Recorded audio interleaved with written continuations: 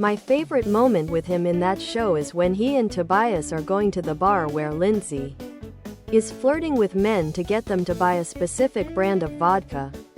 When they arrive, Lindsay says, "Oh no, my here," and the man she is flirting with replies kind of quietly in the background, "Oh shit, your husband is Carl Weathers?"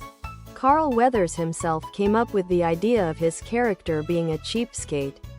The show creator called him up for a part in the show, and Rocky One Must Break You shirt, because he didn't want to do that. Instead of the surprise of the show creator, Carl suggested that his character be funny and really cheap. The writers loved the idea and went with it.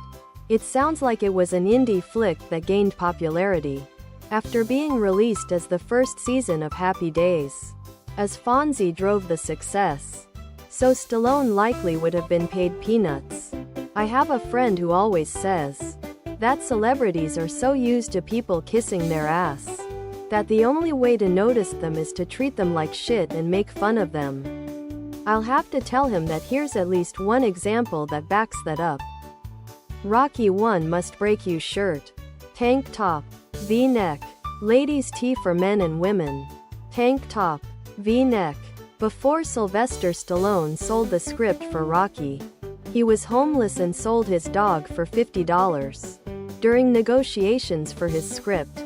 But Rocky One Must Break You shirt. Stallone eventually got his way. A week after selling his dog, he sold the script and bought his dog back for $3,000.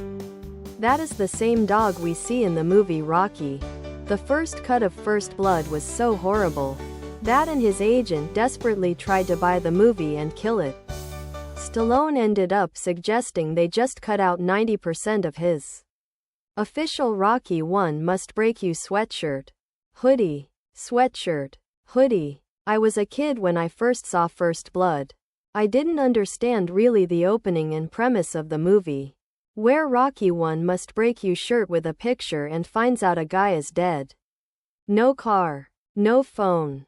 Just dude out walking. I had no concept of drifters, or Vietnam vets, or how the country turned on those guys during the war and how most of them came home with PTSD, chronic wounds, strange illnesses, drug problems. No one wanted to hire them and no one wanted them in their town. It's pretty fucked, and the movie is great about leaving it somewhat unspoken. But at the time I just wanted to get to the part where Troutman tells everybody how badass John Rambo is, and see some cool improvised traps in the woods. Unfortunately, the story repeats itself a lot of times.